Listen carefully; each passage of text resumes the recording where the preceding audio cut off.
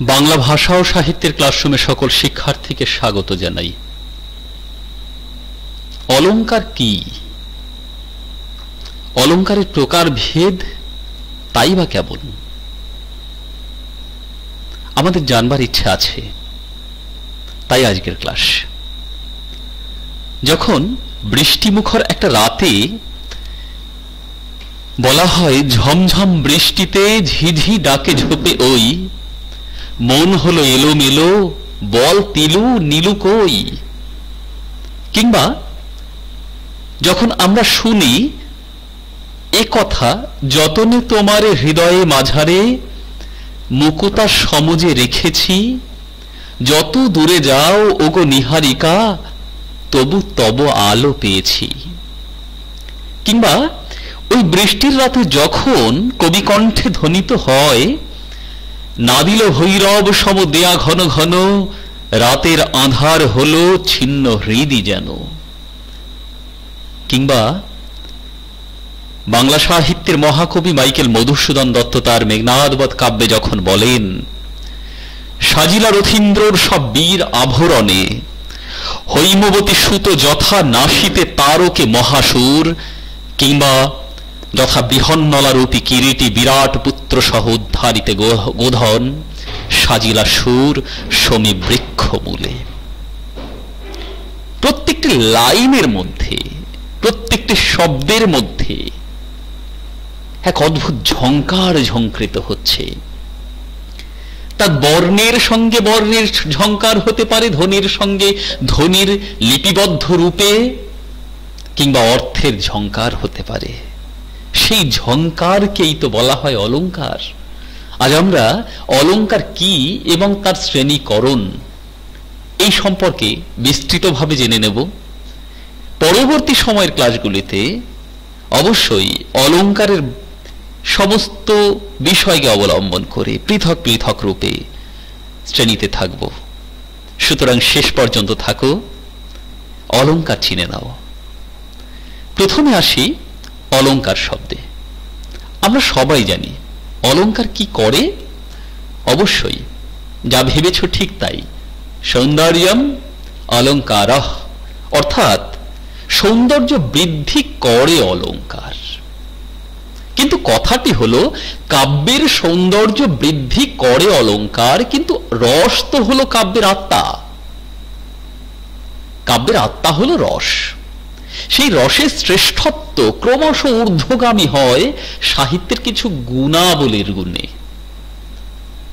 সে রস বীর রস হতে পারে, হাস্যরস হতে পারে, করুণ রস হতে পারে, যাই হোক না কেন।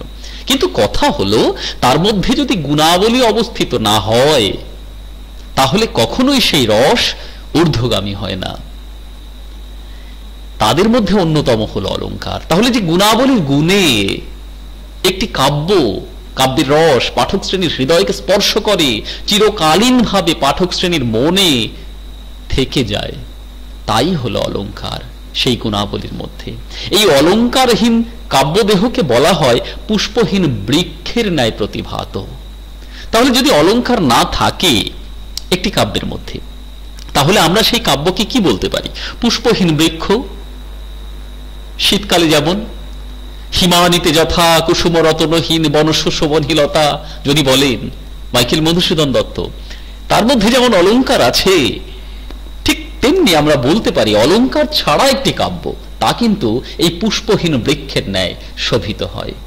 শোভা দেয় কি না? তাই অলংকার প্রয়োজন আছে কাব্যের জন্য। তাই বলা যেতে পারে অবশ্যই কাব্যং গ্রাহ্যম অলংকারাৎ, অর্থাৎ কি দাঁড়ায়? কাব্য, যে কাব্য অলংকারের গুণেই শ্রেষ্ঠ হয়ে ওঠে, এ কথা বলা হয়। তবে এই কথাটি নিয়ে, এই যে কথাটি বললাম কাব্যং গ্রাহ্যম অলংকারাৎ, এই কথাটি নিয়ে কিন্তু রীতিবাদী বা রসবাদী সাহিত্যিকদের সঙ্গে অলংকারবাদী সাহিত্যিকদের মতভেদ আছে। এটা কিন্তু আমাদের জেনে নিতে হবে। মূলত রীতিবাদী বা রসবাদী এই সাহিত্যিকগণ, রীতিবাদী এবং রসবাদী যারা রসে বিশ্বাসী, সাহিত্যের রসকেই প্রধান রূপে মনে করেন, অলংকারকে মুখ্য ভূমিকা হিসেবে প্রদান করতে চান না, তারা বলে থাকেন যে রসই প্রধান। আবার অলংকারবাদী যারা, তারা বলছেন রসহীন কাব্য কখনোই পূর্ণতা পায় না। এই নিয়ে দুই ব্যক্তিত্বের মধ্যে, দুই সাহিত্যিকদের মধ্যে, দুই সাহিত্য সমালোচকদের মধ্যে কিন্তু একটা দ্বন্দ্ব আছে, একটা মতভেদ আছে, তা কিন্তু আমরা লক্ষ্য করেছি বারে বারে। তবে যাই হোক, বাক্যের উপাদান শব্দ, তাতে আছে ধ্বনি সমষ্টি ও অর্থ, এটা তো আমাদের জানা আছে। বিষয়টা কি একদম খোলামেলা বলি তোমাদের সঙ্গে। বাক্যের প্রধান উপাদান কি? ধ্বনি সমষ্টি প্রথমে, এবং সেই ধ্বনি সমষ্টি শব্দ গঠন করে, এবং সেই শব্দের কি থাকে? অর্থ থাকে। তাহলে এই ধ্বনি সমষ্টি আর অর্থই হলো বাক্যের প্রধান উপাদান। অলংকার এই দুই অবলম্বনকে নিয়ে কিন্তু গড়ে ওঠে, অর্থাৎ ধ্বনিকে আশ্রয় করে অলংকার গড়ে ওঠে, তাকে আমরা শব্দালংকার বলে থাকি। আর যখন অর্থকে আশ্রয় করে গড়ে ওঠে তখন তাকে আমরা বলে থাকি অর্থালংকার। আবার এই বাক্যের মাধ্যমে গড়ে ওঠা অলংকার পূর্ণ সাহিত্য দেহ গড়ে তোলে। সুতরাং আমরা প্রাথমিক পর্বে লক্ষ্য করছি অলংকার একটি বাক্যকে সৌন্দর্যপূর্ণ করে।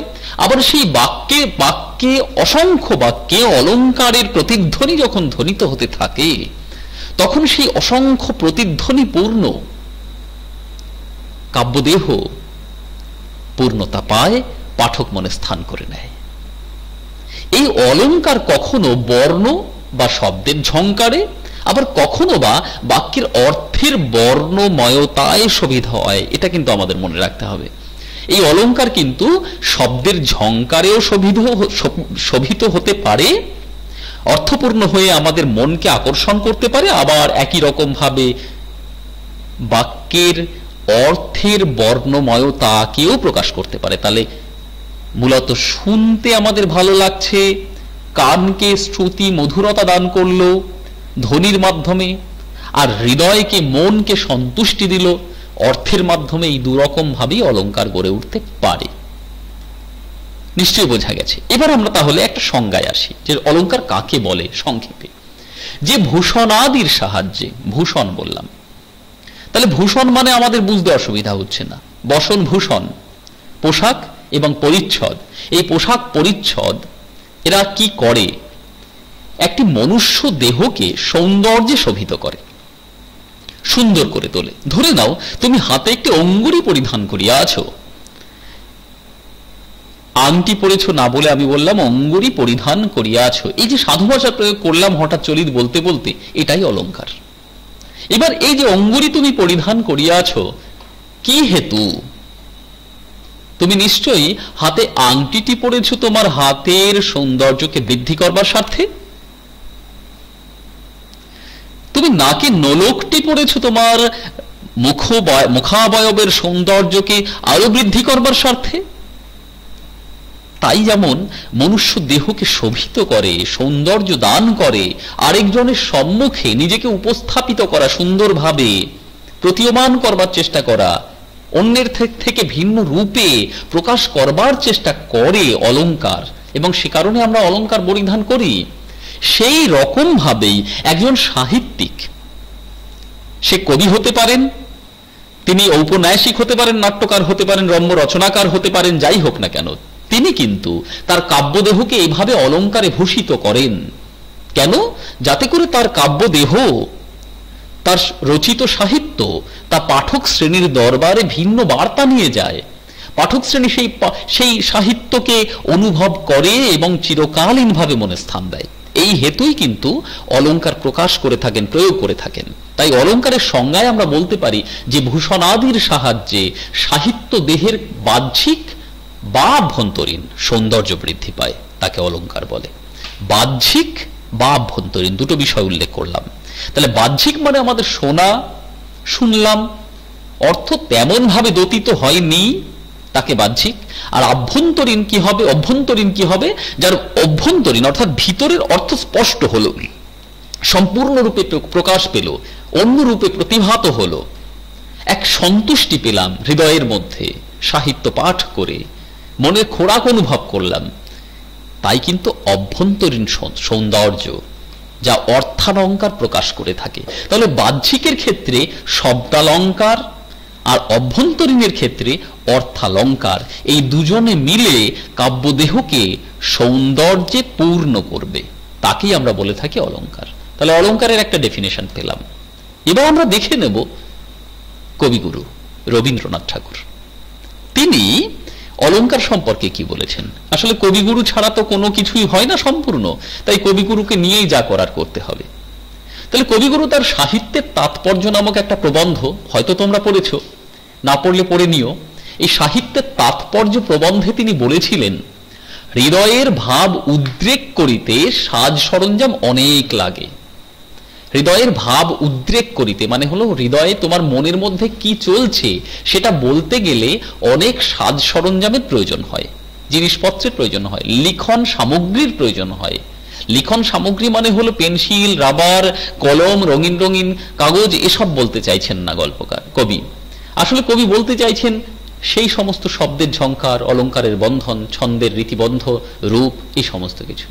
সাহিত্য আপন চেষ্টাকে সফল করবার জন্য অলঙ্কারের, রূপকের, ছন্দের, আভাসের, ইঙ্গিতের আশ্রয় গ্রহণ করে। তাহলে একটা সাহিত্য সে কি করে, নিজেকে সফল করবার জন্য অনেক সময় অলঙ্কার, রূপক, ছন্দ, আভাস এবং ইঙ্গিত এই সকল কিছুকে অবলম্বন করে উপমা, তুলনা, রূপকের দ্বারা ভাবগুলি প্রত্যক্ষ হইয়া ওঠে। সাহিত্য এই সমস্ত অবলম্বনের মধ্য দিয়ে উপমা, রূপক আর কিংবা তুলনাকে সুন্দরভাবে পাঠক দরবারে প্রকাশ করে। কার মাধ্যমে? একজন লেখকের মাধ্যমে। অর্থাৎ লেখক তার ভাবনাকে সাহিত্য অবলম্বনে পাঠক দরবারে পৌঁছে দেন। এই যে রীতি, তাই হলো অলঙ্কার। সুতরাং অলঙ্কারের মধ্য দিয়ে আমরা যেমন একটি দেহকে সাজিয়ে তুলতে পারি, একই রকম ভাবে সুষম অলঙ্কার প্রয়োগের মধ্য দিয়ে, সুষম শব্দটি ব্যবহার করলাম, এরপরে আসছি এর বিস্তৃত রূপে কি বলতে চাইছি। তার মাধ্যমে কিন্তু একজন সাহিত্যিক, একজন কবি বা নাট্যকার যাই হোক না কেন, তিনিও খুব সুন্দরভাবে তার সাহিত্যটিকে পাঠক দরবারে শ্রুতিগ্রাহ্য করে তোলেন, চিরকালীন স্থান প্রদান করতে পারেন। তবে সমস্যাটা একটু আছে, আমি যেখানে খুশি যা খুশি অলঙ্কার প্রয়োগ করে দিলাম না, অলঙ্কার প্রয়োগ করার পিছনেও কিছু রীতি আছে, নীতি আছে। কি রীতিনীতি আসলে মনে রাখতে হবে। অলঙ্কার প্রয়োগ করতে গেলে ক্ষেত্র বিচারের দরকার হয়, পরিমিতি বোধের প্রয়োজন হয়। ক্ষেত্র বিচার অর্থাৎ আমি অলঙ্কারটি কোন ক্ষেত্রে, কিভাবে, কোথায় ব্যবহার করছি, কেমন, এটা আমাদের লক্ষ্য করতে হবে। হঠাৎ বিষয়টা কেমন যে ঘড়িটি পরতে হয় হাতে, তাহলে হাতের সৌন্দর্য বৃদ্ধি পায়। আমি ঘড়িটি হাতে না পরে পায়ে পরে বসলাম, সৌন্দর্য বৃদ্ধি পাবে? উন্মাদ বলে যাচাই করবে মানুষ আমাকে। ঠিক তেমনি অলঙ্কারের ক্ষেত্রেও, প্রয়োগের ক্ষেত্রেও আমাকে লক্ষ্য করতে হবে, স্মরণে রাখতে হবে যে আমি কোথায় কোন অলঙ্কার কেন ব্যবহার করতে চলেছি। সুতরাং ক্ষেত্রকে বিচার করে তারপর অলঙ্কার প্রয়োগ করতে হবে। তা না হলে তা কিন্তু সৌন্দর্য বৃদ্ধির বদলে নিশ্চিতভাবে কুরুচিপূর্ণ ভাবনাকেই প্রকাশ করবে এবং বোধহীনতাকেই প্রকাশ করবে। আবার একই রকম ভাবে পরিমিতি বোধ যেটুকু প্রয়োজন তার বেশি যদি প্রকাশ করে ফেলি, তাহলে হয়ে দাঁড়াবে কি, সোনার হাতে সোনার চুড়ি কে কার অলঙ্কার। গোটা হাতে চুড়ি পরে বসে আছে, এবার তুমি কোনটিকে দেখবে? হাত সুন্দর তা বলবে, নাকি চুড়িগুলোকে দেখে বলবে চুড়িগুলো সুন্দর? এত অলঙ্কার পড়েছে। বিষয়টা কেমন? আমার অনেকটা কবিগুরু রবীন্দ্রনাথ ঠাকুরের জাপান ভ্রমণের একটি অংশ মনে পড়ছে। তিনি বলেছিলেন যে জাপানের মানুষেরা ঘর সাজায় খুব সুন্দরভাবে। তারা কি করে, ঘরের এক কোণে একটা ছোট্ট ডেস্ক থাকে, আর সেই এক কোণের ডেস্কের উপরে একটা ছোট্ট ফুলদানি থাকে, একটা ফুল গোজা থাকে। ঘরের সৌন্দর্য বৃদ্ধি করে ওই একটি ফুলই, কারণ যে প্রবেশ করবে ঘরে সে ওই একটি ফুলের দিকে দৃষ্টি আরোপ করে বাহ সুন্দর, এই ভাবনায় ভাবিত হবে। আমরা তা করি না। আমরা গোটা গুচ্ছের ফুল সারা ঘরে পারলে ছড়িয়ে দিতে পারি, ক্ষণিকের জন্য থাকবে, তারপর ছিঁড়ে কুটি কুটি করে ছড়িয়ে ফেললাম। তো পরিমিতি বোধের প্রয়োজন আছে। একটা ফুল ব্যবহার করো যাতে সুন্দর হয়ে ওঠে। সুতরাং অলঙ্কার প্রয়োগের ক্ষেত্রে পরিমিতি বোধ এটা কিন্তু খুবই প্রয়োজন, এটা আমাদের লক্ষ্য রাখতে হবে। প্রয়োগের নীতির মধ্যে আমরা দেখে নিলাম এটি। এবার আমরা কিছু দৃষ্টান্ত দেখে নেব, কিছু অলংকারের দৃষ্টান্ত, তারপরে আমরা অলংকারের শ্রেণীকরণের ক্ষেত্রে যাব। প্রথম দৃষ্টান্তটি দেখো, ঝমঝম বৃষ্টিতে ঝিঝি ডাকে ঝোপে ওই, মন হলো এলোমেলো, বল তিলু নীলু কই, দুই বাঘের বিক্রম সম মাঘের হিমানি, তুমি ধ্রুবতারা সম রবে যে হৃদে। তিনটা উল্লেখ করলাম, পরে আসছে আরো। এখানে আমি বুঝিয়ে দিইনি তোমাদের, তাহলে সহজে বুঝতে পারবে। ঝমঝম বৃষ্টিতে, ঝমঝম করে বৃষ্টি পড়ছে, ঝিঝি ডাকে ঝোপে ওই, ঝিঝি ঝোপে ঝাড়ে ডাকছে, মন হলো এলোমেলো, মন এলোমেলো হয়ে গেল। তারপর বলছি, বল তিলু নীলু কই, নীলু কোথায় গেল, তিলু জিজ্ঞাসা করলাম। এখানে দেখো দ্বিতীয়তে, বাঘের বিক্রম সম মাঘের হিমানি। বাঘ যেমন গম্ভীরভাবে গর্জন করতে পারে, হুঙ্কার দিতে পারে, ঠিক সেই রকম মাঘ মাসের শীতের কথা বলা হচ্ছে। খুব সাধারণ অর্থ, কিন্তু শব্দের ঝংকার দেখো কি অসাধারণ। এখানেও ঠিক তাই, খুব সাধারণ অর্থ। বৃষ্টি হচ্ছে, ঝিঝি লাগছে, আমি বললাম তিলু রে নীলু কোথায়। কিন্তু এটাকেই, এই সাধারণ ভাবনাকেই কিছু বর্ণের পরপর একাধিকবার প্রয়োগে, শব্দের ঝংকারে কোথায় যেন একটা শ্রুতিগ্রাহ্যে একটা সন্তুষ্টি পাচ্ছি, তাই না? কি এখানে দেখো, তুমি ধ্রুবতারা সম রবে যে হৃদয়, এই দুটোর মতো এটা কিন্তু নয়। এখানে যেমন বারবার ঝ প্রয়োগ করে আর ল প্রয়োগ করে শ্রুতিগ্রাহ্য হয়ে উঠলো। ভালো করে লক্ষ্য করো, ঝ অনেকবার ব্যবহার করেছি, তাই না? 1 2 3 4 5 এবার ঝ, এখানে ল অনেকগুলো, একটা দুটো তিনটে চারটে পাঁচটা ল। এই পাঁচটা ঝ পাঁচটা ল মিলে একেবারে ঝিলেমিলে হয়ে গেল, অর্থাৎ বেশ শ্রুতিগ্রাহ্য হয়ে উঠল। এবার বাঘের বিক্রম সম মাঘের হিমানি, এখানে ঘ ঘ মহাপ্রাণ ধ্বনি উচ্চারিত হয়ে, ঘোষবর্ণ উচ্চারিত হয়ে বেশ শ্রুতির ঝংকার সৃষ্টি করলো। কিন্তু এখানে দেখো, এইরকম কোনো একই ধ্বনির বারবার প্রয়োগে তেমন কোনো শ্রুতিগ্রাহ্য রূপ প্রকাশ পায়নি, কিন্তু অর্থ প্রকাশ পেয়েছে। কি বলা আছে, তুমি ধ্রুব তারা সম রবে যে হৃদয়ে। কোন একজনকে উদ্দেশ্য করে, কবিগুরুকে উদ্দেশ্য করে, যে তুমি ধ্রুব তারার মতো আমার হৃদয়ে সব সময় অবস্থান করবে। তুলনা করলাম রবিকে কার সঙ্গে, ধ্রুব তারার সঙ্গে। কিন্তু যাকে তুলনা করলাম তিনি এখানে নেই, অনুপস্থিত। কেমন? অর্থাৎ উপমিত পদ উপস্থিত, উপমিত পদ অনুপস্থিত, উপমান পদ উপস্থিত এখানে। কেমন? যাই হোক, আমরা যখন উপমা অলঙ্কার শিখবো তখন এগুলো বিস্তৃতভাবে বলবো। তাহলে এখানে কিন্তু অর্থের প্রকাশ ঘটছে সুন্দরভাবে। এবার 2 হয়ে গেছে, এটা 3 হবে। যাই হোক, এটা 5 হবে। যতনে তোমারে হৃদয়ে মাঝারে মুকুতা সমজে রেখেছি, অর্থাৎ তোমাকে আমি যত্ন করে হৃদয়ের মধ্যে মুক্তার মতন করে রেখেছি। কেমন? তারপরে কি বললাম, যত দূরে যাও ওগো নিহারিকা তবু তব আলো পেয়েছি। সম্পূর্ণ অংশটি যদি লক্ষ্য করো, দেখো একটা সুন্দর উপমা অলঙ্কার তৈরি করা হয়েছে এখানে। তোমাকে, অর্থাৎ যার কথা বলা হচ্ছে তাকে নিহারিকার সঙ্গে তুলনা করা হলো। সে যতই দূরে যাক না কেন, হৃদয়ের মধ্যে সে সব সময় থাকবে। অর্থের প্রকাশ ঘটলো। কিন্তু এখানে গুরু গুরু মেঘ গুমরি গুমরি গরজে গগনে গগনে, গ গ গ গ গ গ অনেকগুলো গ, একটা দুটো তিনটে চারটে পাঁচটা ছটা সাতটা গ মিলে একটা সুন্দর অর্থের শব্দের ঝংকার সৃষ্টি করলো, মনের মধ্যে একটা ভাব প্রকাশ করলো। তাহলে 1 2 আর 4-এ লক্ষ্য করছি যে বেশ শব্দের ঝংকার তৈরি হয়ে মনকে সন্তুষ্টি দিল। কিন্তু 3 আর এখানে 2 হয়ে গেছে, যাই হোক 5 হবে। 3 আর 5-এ অর্থের ভাব প্রকাশ করলো, মনকে সন্তুষ্ট করলো।